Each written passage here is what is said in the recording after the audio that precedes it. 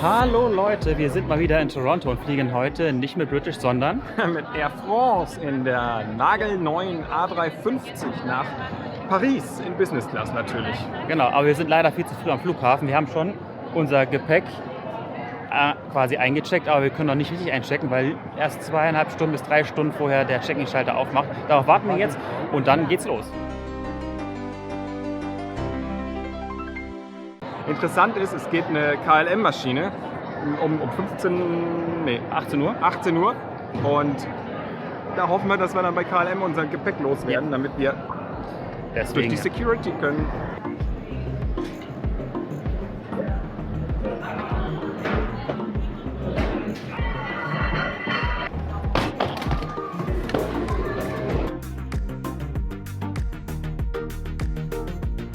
Ja, auch in Toronto ist es wieder so, wer die Amex Platinum hat, kann auch, wenn er Economy fliegt, hier in die Fastlane für die Security.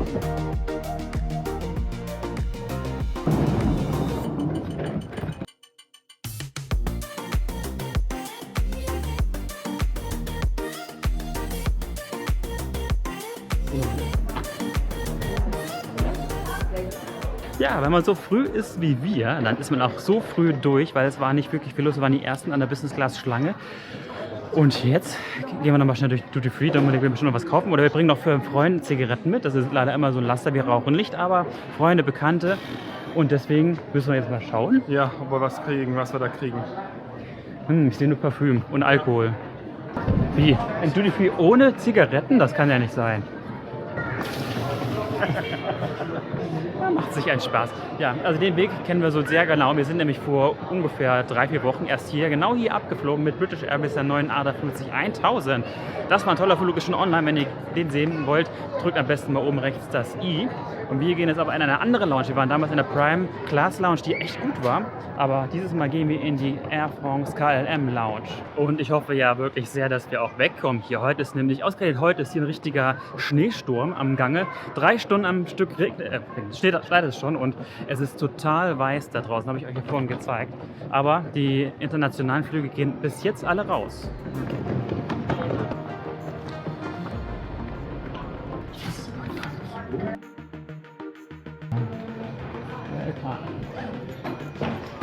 Yeah, actually, I printed it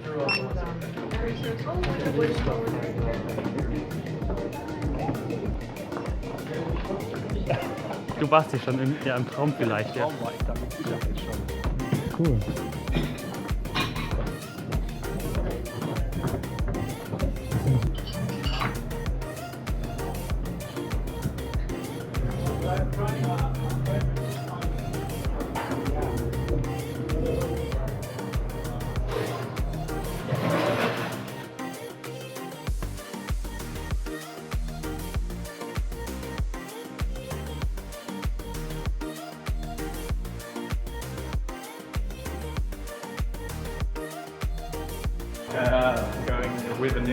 So, das war jetzt die Air France und KLM Lounge. Die war relativ voll, deswegen habe ich nicht ganz so viel gefilmt. Bye bye. Und ja, man wird sogar angesprochen von Mitarbeitern des Flughafens, die uns kennen. Ganz lustig. Wir oft erkannt werden. Ja, also nicht so gesagt, aber nicht von Englischsprechenden. Fand er ganz witzig. Er hat gesagt, die schauen sind aber nur die, wo Englisch sind. Oder die, welche Englisch sind. Wo gibt es ja gar nicht. Sie war halt ziemlich voll und deswegen konnte ich nicht ganz so viel filmen, weil zeitgleich geht auch die KLM-Maschine, die 747 nämlich raus. Und die macht die Lounge auch voll. Außerdem kann Aer Lingus rein und El Al wohl auch. Das heißt, die ist relativ schnell voll.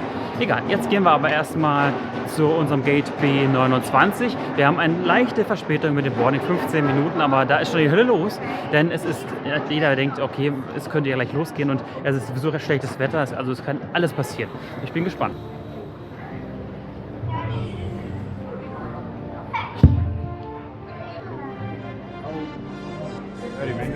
Okay, also es wird noch was teilweise ausgeladen, habe ich gesehen. Aber habt ihr geguckt? Also leider kann ich nicht so ein gutes Bild machen oder Aufnahme machen, weil es ist mega dunkel draußen, also und es spiegelt sich alles im Fenster.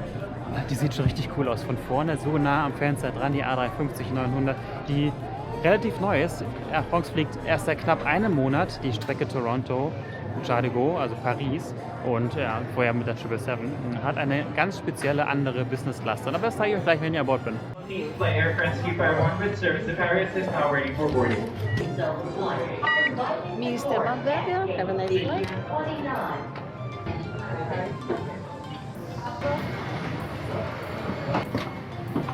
Hello sir, welcome on board. 19, yeah, this way on board. Thank you.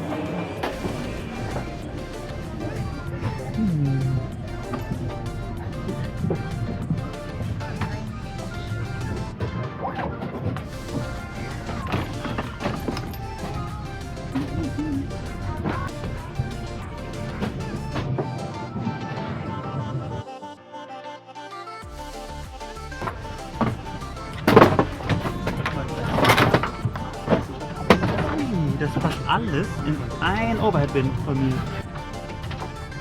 Was ist denn hier mit? Da kannst du deine Ja, Jacke das weiß ich wohl, aufhängen. aber ich habe meine Jacke noch in deinem Koffer, Schätzchen. Ja, brauchst du das wohl nicht. Das erinnert an mein Etikett, das sind die Schuhe. Ich wollte schon sagen, Die das ist aber Slipper. sehr sparsam. Aber gut, dass es Slipper haben. Bei meinen Schüchen, die ich heute hier wieder...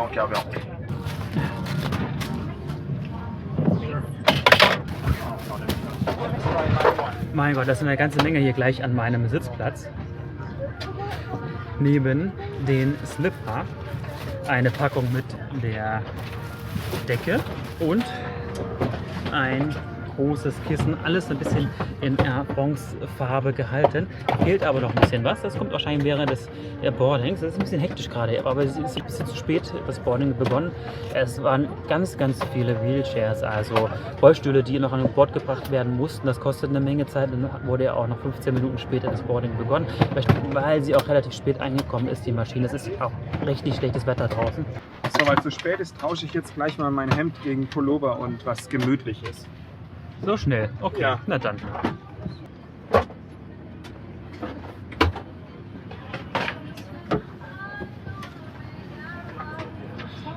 Ja, und hier habe ich noch ein relativ großes Fach. Da sind die Kopfhörer und eine kleine Flasche Wasser. Drin ein großer Spiegel. Ja, und der Controller für den Monitor ist ebenfalls da drin. Mache ich aber erstmal zu, damit ich meine Kamera hier hinstellen kann.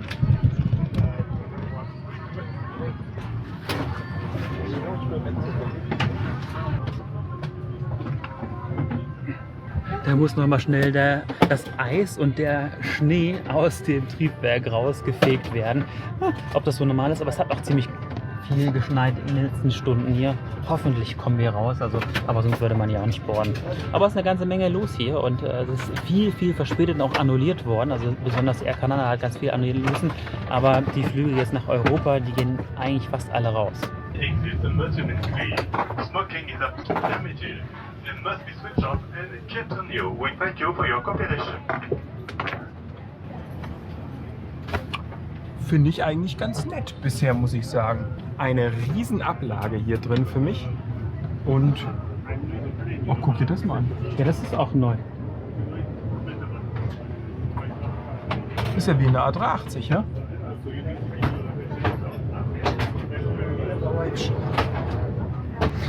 Das ist auch mit der erste A350, den Air France bekommen hatte, hier.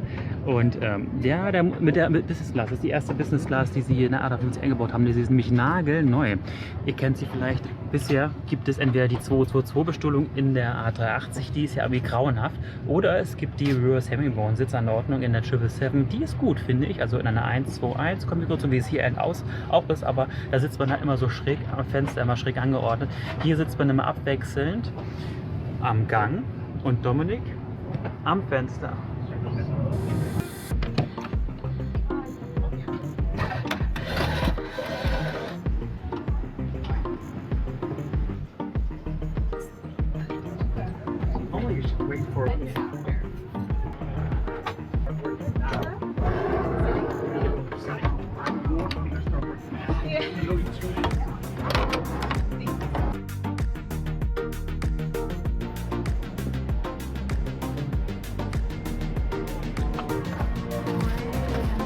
I go for the grey one. Thank you. Oh, the last champagne for me. Okay, thank you. Das ist cool. Also, wir haben eine nette Nachbarin hier. Sie ist auch nicht das erste Mal, aber sie hat Kinder, die gerne bei ihr gewesen wären und sie macht sie gerade ein bisschen eifersüchtig mit dem Sitz und mit dem Champagner. Denn bei Air France gibt es tatsächlich einen Welcome Drink, Champagner, Wasser, Orangensaft kann man sich auswählen. Ja, und der wird halt während der Zeit ausgeteilt, wenn das Boarding halt für die Business abgeschlossen ist. Und Premium Economy und Economy wird noch langsam gebaut. Wir sind jetzt leider wohl etwas zu spät, also 10 Minuten drüber, wir hätten schon längst losgemusst. Also das ist wie gesagt die Business Class, die neue Business Class von Air France, eine A350-9. Nur eine 1:1 Konfiguration. 34 Business Class Sitze gibt es hier vorne. Es gibt keine La Première, es gibt aber eine Premium Economy und es gibt eine Economy hinter der Business Class. Und es sind Sitze, die sich zu einem flachen Bett verwandeln lassen. Also genau zeige ich euch das später, aber ich kann euch schon verraten, es sind knapp 2 Meter lang und 53 Zentimeter breite Liegeflächen, die mit Sicherheit bequem sein werden. Die sind halt ganz anders als die üblichen 1:1 oder 2:2 Bestuhlungen, wie zum Beispiel A380 oder 1:1 Reverse Herringbone in der 777. Ich bin sehr gespannt, was die Air France hier auf diesem Flug, in diesem neuen Flugzeug so bietet. Oh, I have to go for the grey one. Thank you. Das Amenity Kit, da freue ich mich immer drauf, wie ein kleines Kind, weil es ist hier überall anders. Aber das habe ich schon mal, das kenne ich irgendwoher. Das hatten wir wohl auch auf unserem Flug damals in der A380. Das sind 2 verschiedene Fächer. In einem Fach sind die Cremes, die Zahnpasta, hier, Zahnpasta, Earplugs, das Hygienepad für die Kopfhörer, die sich ja da befinden. Und im anderen Fach die Schlafmaske. Oh, ein Brillenputztuch. Das ist aber neu, das kenne ich so nicht. Das sieht auch nicht schlecht aus. Einen Schuhanzieher, die Zahnbürste, einen Stift, ein Kugelschreiber. Ja, das war's. Schau, jetzt ist eine KLM-Crew hier drin. Das ist ja auch mal passend. Ja, das passt, aber die sind ja sowieso wie ein Herz und eine Seele. Ich habe eine ganz tolle Farbe gekriegt, Türkis. Das war die letzte Türkis, aber wir werden natürlich nachher fragen, ob wir noch weitere Amenity-Kits haben können. Ich finde die schön von Air France. Es gibt ein tolles T-Shirt bei Pascal von Aeronews Germany. Air France, F-R-O-N-G-S. Finde ich toll. Nicht SCH am Ende, Franck? Nee, nicht Franche. Aber wir können ja gerne Franche machen und Air France, Air France, wie auch immer. Das Boarding ist noch lange nicht durch, offensichtlich. Wir haben also noch massig Zeit. Dann zeige ich euch nochmal schnell das vor mir, also zumindest was an meinem Platz so alles ist. Ich habe euch schon gesagt, es gibt ja ein großes, türkisblaues, grünes, wie auch immer, großes Kissen, eine Decke, eine Packung mit den Slipper und vor mir ist ein ziemlich großer, berührungsempfindlicher Monitor mit Kameras. Also das Flugzeug, die A350, hat 2 Kameras eingebaut. Einmal im Trail mit dem Blick über das gesamte Flugzeug mit den Triebwerken und den Tragflächen. Und auch unten im Bug ist eine Kamera verbaut. Forward nennt sich das. Aber das finde ich ziemlich cool, hochauflösend. Aber leider ist es dunkel draußen. Noch ist es hell, natürlich alles beleuchtet, aber ich werde nachher nicht viel sehen können. Der Tisch ist hier unten relativ versteckt eingebaut. Einmal drücken und dann kann ich dann ziehen, kann ihn dann aber bewegen, wie ich möchte. Das finde ich cool. Also sollte ich aber den Platz verlassen möchten, dann mache ich einfach, klappe ich den Tisch ein, obwohl die Sachen drauf sind und kann rausgehen. Das ist gut gelöst. Thank you.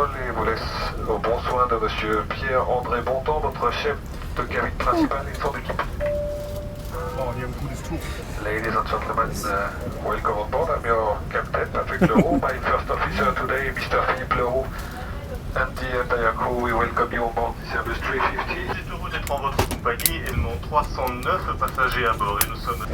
So, langsam sollte es eigentlich losgehen, aber ich sehe in der hochauflösenden Kamera, dass noch eine Ladeluke offen ist. Das heißt, wir werden noch beladen. Dauert also noch einen Moment, bis wir loskommen. Dann kann ich euch sagen, das haben wir euch ja schon angedeutet, dass wir ja schon mal von hier mit British Airways in der A350-1000 geflogen sind. Mittlerweile müssten wir dieses Jahr ja fast alle A350 durchhaben, die es auf dem Markt gibt. Also wir sind von London jetzt nach Las Vegas bis über New York mit Virgin Atlantic in der A350-1000 geflogen, die auch nagelneu war. Wir sind dieses Jahr ja auch schon mit Air Caribbean in der A350 geflogen, Hainan Airlines sind wir geflogen in A350, Hongkong Airlines A350, Lufthansa A350 von Seoul, Philippine Airlines sowie Singapore Airlines Ultra Long Range A350 sind wir geflogen. Also eine ganze Menge. Die müssten wir fast alle durchhaben, oder? Was glaubt ihr?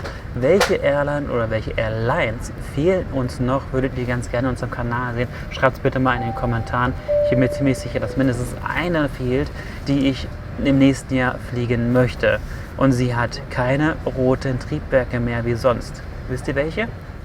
Die Menükarte für unseren Flug jetzt hier zurück nach Paris. Die sieht recht toll aus, muss ich auch sagen, ja. Sie liest sich auf jeden Fall. Sie hat auch richtig aufgeschlagen, nicht Französisch. Also sie wusste offensichtlich, dass ich nicht Französisch spreche.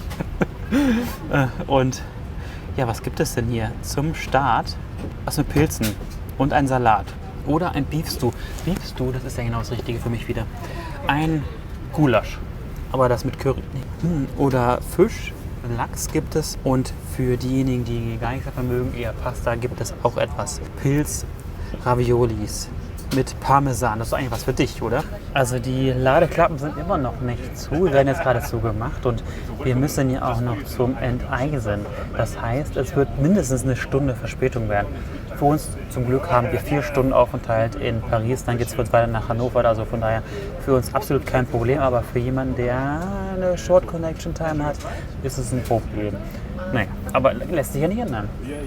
Für solche Fälle gibt es hier immer die Möglichkeit, sollte man jetzt wirklich extrem verspätet ankommen, meinetwegen weil es keinen passenden Flug gibt, dann gibt es ja diese sogenannten Entschädigungen. Habe ich mal ein Video darüber gemacht. Flightride ist zum Beispiel der Ansprechpartner für die ganzen Regelungen, wenn es darum geht, die Rechte einzuklagen, wenn die Airline sagen nein oder wenn man halt nicht selber einreichen möchte. Denn es gibt teilweise bis zu 600 €. Würden wir jetzt 3 Stunden zu spät ankommen in Hannover, könnten wir 600 € pro Person zurückfordern. Das ist eine Menge Geld, die auf jeden Fall mitnehmen sollte. So welcome on board as well. Ich spreche kein Deutsch, I'm sorry, aber... No worries. Alright, here's the door. Okay. Ja, no. So enjoy your flight, yeah? Thank you. Very much. Ja, das war der Purser, der jeden Einzelnen hier persönlich begrüßt hat. Und wenn ich Fragen habe, kann ich zu ihm vorne gehen. Er sitzt vorne links, ja, wo auch sonst, das weiß man ja eigentlich, aber finde ich gut. Und er spricht jeden mit Namen an.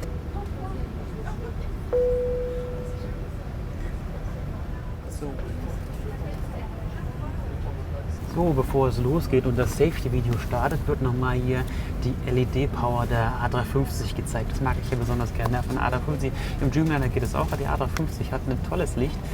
Verschiedene Lichter kann man hier einstellen und hier wird nochmal schnell die Farben von Air France gezeigt. Rechts ist rot und links ist dann blau. Und jetzt kann das Safety-Video beginnen, denn wir sind fertig für den Pushback und wie gesagt dann zum Enteisen und dann geht's los nach Paris. 6 Stunden 45 ist unsere Flugzeit heute nicht wirklich lang durch die Nacht. Also es ist ein komplizierter Flug. Sowas mögen wir eigentlich nicht so ganz gerne, weil man kann eigentlich, also ich zumindest nicht so gut schlafen. Bis zum Essen dauert das meistens um die 2 Stunden. Und dann hat man ja nur noch 4 Stunden Flugzeit und in der Zeit kann man ja wirklich nicht erholsam schlafen. Wenn man zum Beispiel vormittags startet, dann ist es was ganz anderes. Dann hat man ja quasi einen Tagflug. Das ist entspannter. Madame, Monsieur, bonjour et bienvenue à bord. Welcome aboard, ladies and gentlemen.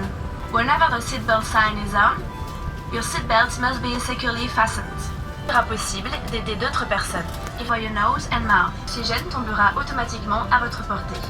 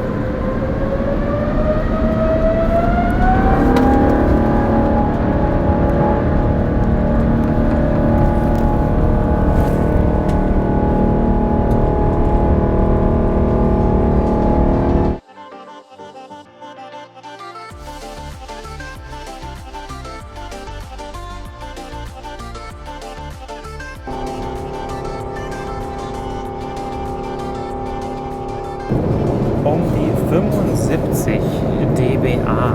Also das ist ein relativ geringer Wert. Also ich hatte es schon mal leiser. Besonders, das hat mich sehr beeindruckt, in der TAP Portugal A321 Long Range, also die Neo-Variante. Da saßen wir ganz vorne und da gab es noch einen Flightwert, also eine richtige Business Class, und es war mega leise in diesem Flugzeug. Mit 75 ist es auch hier relativ leise, also ich kann auch die Unterhaltungen jetzt von anderen hier im Flugzeug hören, also von daher 75 ist ein guter Wert. Would you like I go for, what is this correctly? mashed potatoes? In den Slipper sind dann auch die Socken und nochmal ein Hygienepad für die Kopfhörer.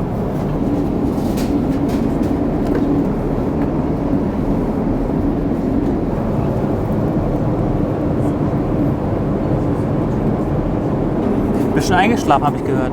Ja, beim Enteisen.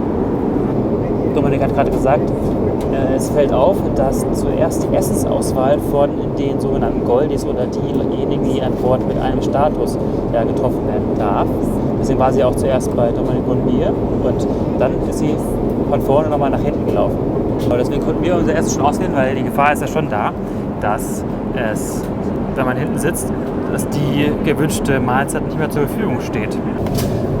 Das ist einer der vielen Vorteile eines Status. Also es geht ja auch darum, mit einem Status zu zeigen, man ist einer Airline besonders loyal und dann bekommt man auch bestimmte Benefits, wie zum Beispiel jetzt das Hallo sagen, mit Namen angesprochen werden, ein Pre-Boarding, also früher an Bord zu kommen. Das hat auch bestimmte Vorteile, indem wenn man früh an Bord ist, hat man vielleicht auch noch Platz in den Overhead-Bins für seine Koffer oder den gewünschten Platz. Wenn man relativ spät dran ist, kann es schon mal sein, dass alles belegt ist und man muss seinen Koffer aufgeben. Das ist einer der Vorteile.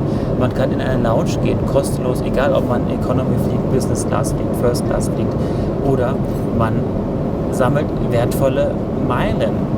Oder man sammelt noch mehr Meilen mit einem Status, weil man bekommt nochmal einen Bonus obendrauf. So ist es zum Beispiel jetzt auf diesem Flug. Wir haben für diesen Flug um nur 39.750 Meilen bezahlt, und zwar von Toronto über Paris nach Hannover in der Business Class. Und dazu noch ungefähr so 220 € Steuern und Gebühren ist ein recht gutes Schnäppchen, muss ich sagen. Denn ungefähr 40.000 Meilen ist nicht so schwer zu erarbeiten, wie man denkt. Zum Beispiel mit einer Kreditkarte, American Express Kreditkarte, sammelt man durch jeden Einkauf, mit jedem Bezahlen mit dieser Kreditkarte American Express Rewards Points. Diese lassen sich in einem bestimmten Verhältnis, in diesem Fall 5:4, zu vielen Airlines transferieren, darunter auch Air France oder KLM. Das habe ich getan und habe dort mein Meilenkonto aufgestockt. Ich hatte schon ein paar Meilen dort, um an die 40.000 Meilen zu kommen. Das dauert ungefähr einen Tag. Da sind die Meilen dort gut geschrieben und ich kann dann den Meilenflug buchen. Also es ist eine ziemlich einfache Sache, wenn man das also ein bisschen verfolgt, und in unseren Travel Hacks erklären wir euch in vielen Videos, wie das Ganze funktioniert. Mit den Kreditkarten, mit den Transferieren erkläre ich euch in einem Tutorial, dass man über American Express die Punkte entweder zum More über Payback schicken kann oder halt direkt zu den Airlines. Ist eine einfache Sache, beziehungsweise auch nicht, je nachdem, wie man das sehen mag. Es ist nämlich ein ziemlich umfangreiches Thema. Meilen, Punkte, Kreditkarten und Status. Damit beschäftigen wir uns, wie gesagt, mit unseren Travel Hacks. Ich nutze jetzt mal die Zeit, während das Essen vorbereitet wird, euch schnell den Sitz zu zeigen. Dann haben wir auch gleich wieder Turbulenzen. Aber dann kann ich euch trotzdem den Sitz nämlich zeigen. Ich habe, ganz lustig, bei Air France, ich habe hier rechts ein Panel mit 3 Zugriffen. Ich habe aber auch hier links ein Panel.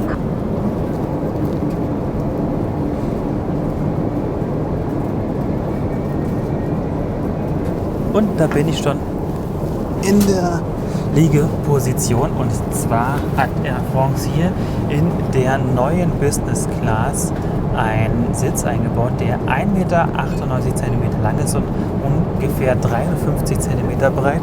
Ich kann diese Armlehne noch runter machen, diese hochklappen und habe dadurch noch mehr Spielraum. Dann habe ich wahrscheinlich mehr als 60 cm Breite an Sitz, und ich muss sagen, er ist ziemlich bequem. Ich bin mir nicht sicher, ob es auf diesem Flug eine Unterlage geben wird. Also muss es auch nicht, denn ich finde, es ist ziemlich bequem. Ich habe noch die Decke, kann mich damit zudecken, das werde ich nachher tun, denn nach dem Essen werde ich unbedingt schlafen müssen, denn es ist für mich eigentlich schon mitten in der Nacht. Ich bin also gar nicht in der Zeit hier drin. Ich dachte erst, jetzt kommen sie hier mit so einem Snack da an in einer kleinen Verpackung, aber die Idee war gut. Sie haben mich gekriegt. Es ist Käse drin. Also schmeckt zumindest danach. Ob es jetzt wirklich Käse ist oder nicht, keine Ahnung. Aber ich decke mal die Kalorien eben zu, dass ich das nicht sehe, weil ich habe die ganze Packung innerhalb kürzester Zeit aufgegessen und dazu ein riesengroßes Glas Champagner, ohne zu fragen. Also ist ganz lustig bei Air France. Sie kommen da gleich mit dem Tablett an und es ist nur Champagner drauf, nichts anderes. Der Herr, wollen Sie Champagner haben? Na klar. Und wenn ich jetzt was anderes will, nun ja, dann müsste ich halt danach fragen. Gut fand ich auch wieder die Nummer mit dem Status. Also manche mögen das vielleicht nicht, aber ich sag mal so, der Status muss ja für irgendwas gut sein. Und hey, Sie kommen her, fragen mich zuallererst, was ich essen möchte. Und ich habe garantiert mit meinem hohen Status hier bei Air France mein Essen, was ich haben möchte. Aber am meisten hat mich immer noch das gefreut.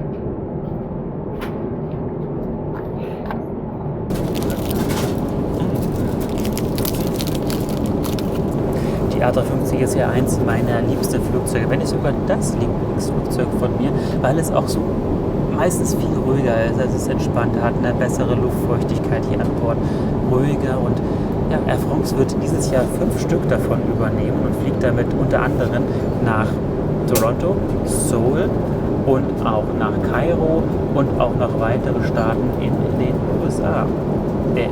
In Afrika meine ich natürlich. Ja, und bis Ende 2025 wird Air France über 28 A350 übernommen haben.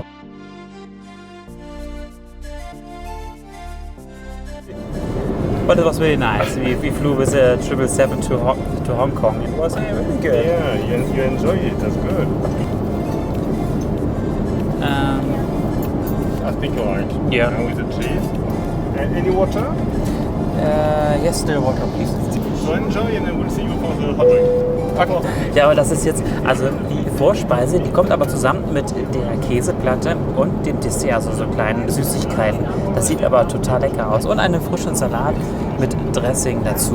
Das schmeckt wirklich lecker. Das linke ist quasi geschredderte Ente und das andere ist eine Jakobsmuschel. Ich habe mir das dunkle Brot ausgesucht, weil es von außen sehr nett aussah und ich habe auch Rosinen gesehen und es ist tatsächlich ganz viel Frucht da drin, also getrocknete Früchte, Rosinen und wahrscheinlich auch Pfirsich. Schmeckt total gut. Oh, thank you. Das ist jetzt also ein französisches Essen, dessen Name ich nicht aussprechen kann. Also ihr könnt das gerne der Menükarte, die ich euch einblenden werde, entnehmen. Also es gab ja 4 Möglichkeiten. Also einmal das Fleisch, also Beef, das, was ich nicht aussprechen kann, dann Nudeln und Fisch. Das ist Kartoffelbrei. Schmeckt so. Sieht eher aus wie Hühnchen. Furchtbar heiß, aber also mir schmeckt das total. Also ich weiß nicht, ich kann es nicht identifizieren, was es ist. Es ist wieder so, dass auf dem Air France Flug das Essen selbst aus Kanada wirklich sehr, sehr gut ist. Also ich kann mich nicht beschweren. Es gab auch schon mal schlechtere Momente, aber bisher hat mich das Catering von Air France nicht enttäuscht und schmeckt auch gut. Ich habe mich schon an dem Käse bedient, obwohl man ihn eher erst zum Schluss essen sollte, aber er hat mich so gereizt, weil er halt schon da stand und er schmeckt ebenfalls total lecker. Der Brie ist sehr gut und dazwischen ist so ein harte Weichkäse. Leider steht in der Karte nicht, was es für Käse gibt. Das ist eine Selection of Cheese. Leider bin ich jetzt nicht so bewandert, dass ich weiß, welcher Käse welcher ist, aber er schmeckt perfekt und er ist Raumtemperatur. Das heißt, er ist nicht zu kalt und auch nicht zu warm. Das Mahl ist nun vorbei. das Konzept ist immer noch das gleiche bei Air France. Was heißt das? Air France hat ein ziemlich, ich würde sagen, serviceoptimiertes Konzept. Das bedeutet, man bekommt, wie in der A380 seinerzeit auch, ein Tablett serviert, links oben der Käse, dann die süßen Speisen als Nachtisch, links unten von meiner Seite her der Salat und die Vorspeise, Appetizer. Der Appetizer wird selbstverständlich mit dem Salat dann weggenommen und dann kommt die Hauptspeise, das war's. Jetzt wisst ihr, was ich mit serviceorientiert meinte. Denn serviceorientiert heißt nichts anderes als für die Crew optimiert, was ja auch in Ordnung ist. Hey, es ging toll. Die Crew kam durch mit Weinflaschen. Einerseits mit dem Rotwein kam er durch, mit dem Weißwein kam er durch. Es wurde immer wieder gefragt, was gewünscht wurde. Wenn ich jetzt sage optimierter als in der A380, wird man mich wahrscheinlich schlagen, weil die A380 viel, viel größer ist als die A350 hier. Aber ich finde, es läuft rund, hat mir gefallen und nicht alles aufgegessen. Es war vorzüglich, bis auf das Hauptgericht. Ich frage meinen Bruder mal, er spricht einwandfreies Französisch, muttersprachenmäßig. Und mal schauen, was er zu dem sagt, was ich jetzt hier gegessen habe. Ansonsten bin ich sehr zufrieden hier bei Air France. Die Privatsphäre hat mir besonders gefallen. Ich sehe überhaupt nichts. Das ist ja grandios hier in meinem Miniaturreich. Auch von den, was sehr wichtig ist für euch zu wissen, von den Füßen ist, dass ich mega Platz da unten habe. Und das Kissen ist wesentlich größer und weicher als bei der A380.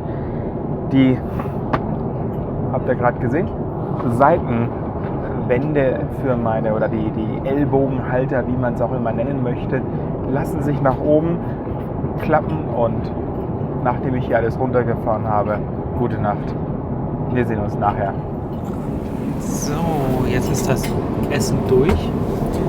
Ich bin also sehr gut gesättigt, muss ich sagen. Und es ist ganz lange Zeit, ein bisschen sich zur Ruhe zu legen. Also man merkt auch, die Leute sind noch alle fertig.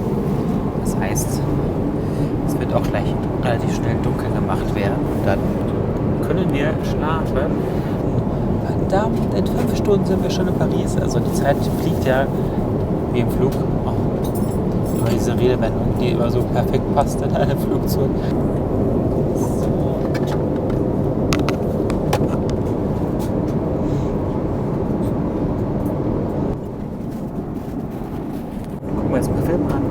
Und ja, das war's erstmal. Wir sehen uns dann morgen früh.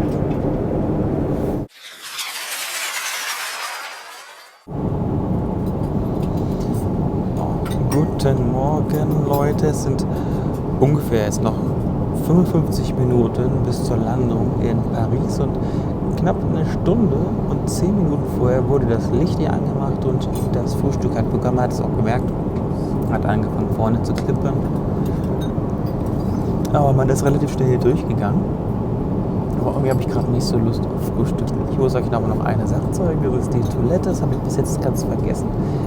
Und ich glaube, dann habe ich eigentlich schon alles. Ne? Da habt ihr alles gesehen. Und ich habe mir einen tollen Film angeschaut, der unter vielen hier, die zur Verfügung stehen, in dem Entertainment-System von Air France. Das ist eigentlich ganz okay, finde ich. Und wenn man hier so liegt, ganz entspannt, kann man auch immer noch sehr gut in diesen Monitor reingucken.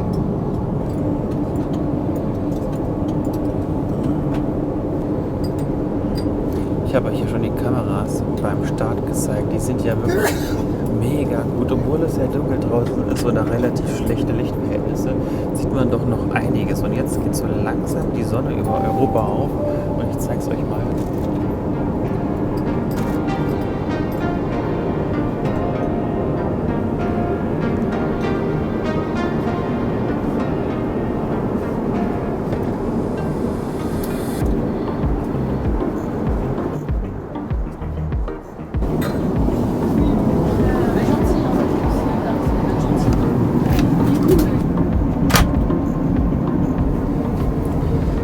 Das ist einer der 3 Waschräume, die es hier in der A350 gibt, und sie sind relativ schmal gehalten. Also man kann sich hier gerade mal so ein bisschen bewegen, finde ich. Und fällt euch auf, es gibt hier bei Air France eigentlich gar keine Amenities.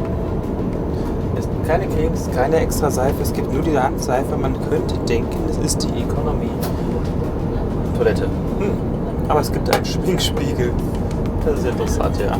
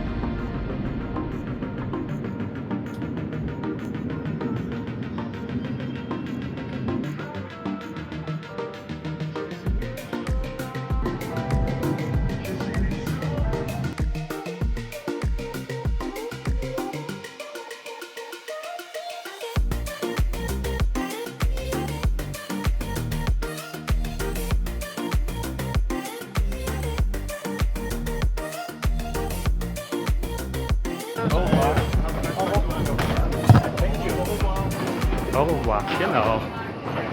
Das kann ich mittlerweile ganz gut. Wir sind schon so oft jetzt mit französisch sprechenden Airlines geflogen, LKRBs, wurde nur Französisch gesprochen. Und Ja, aber das klappt nicht immer. Also Nee. ich wurde ziemlich komisch angeguckt, als ich mit Merci mich bedankt habe. Also bin ich bei Thank You geblieben.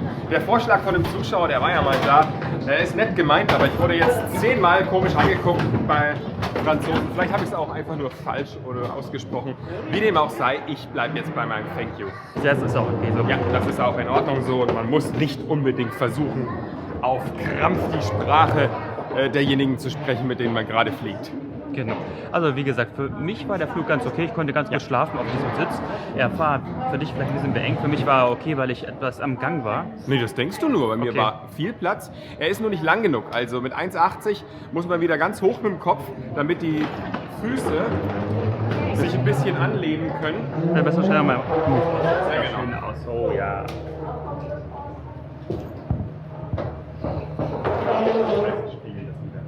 Noch schnell ein abschließendes Foto und Aufnahme von der A350 900. Sie ist ja nagelneu. Jetzt waren Und- wir nicht fertig. Ja, erzähl Ich weiter. wollte ja noch sagen, hier, da muss man ganz mit dem Kopf nach oben und dann kann man die Füße auch anlehnen. Ansonsten, das Konzept fand ich jetzt gar nicht so schlecht. Bedeutet, mit dem Tablett Vorspeise und Nachspeise Käse gleich auf dem Tablett mit drauf, ist nicht so schlecht aus dem Grunde, wenn man aus Nordamerika kommt und am Abend losfliegt, jetzt auch nur eine Stunde Verspätung hat wie wir durch das De-Icing. Man ist müde irgendwann. Und dann ist das gar nicht so doof, denn wir haben nicht 4 Stunden für den Service gebraucht, sondern vielleicht nur 3 oder 2,5. Und man hat mehr Zeit zu schlafen, fand ich sehr angenehm und auch gar nicht so blöd, wie es vielleicht im Video aussah. Fertig! Hast aber lange Redezeit heute gehabt, muss Ja, ich aber sagen. echt, das muss auch mal sein. Das habe ich mir extra gemerkt jetzt. Aber es gab kein Wi-Fi an Bord. Es war irgendwie kaputt, das Wi-Fi-Modul. Aber Ja. ist nicht so schlimm. Entertainment-System war auch ganz gut. Die Kopfhörer, ging so. Und Essen, Qualität fand ich auch ganz lecker, muss ich sagen. Gut, ich würde sagen, wir sehen uns dann beim nächsten Flight Report. Bis zum nächsten Mal. Tschüss! Okay. I don't have enough money. Oh. My house. Sag mal, hier oben ist mein Kopf.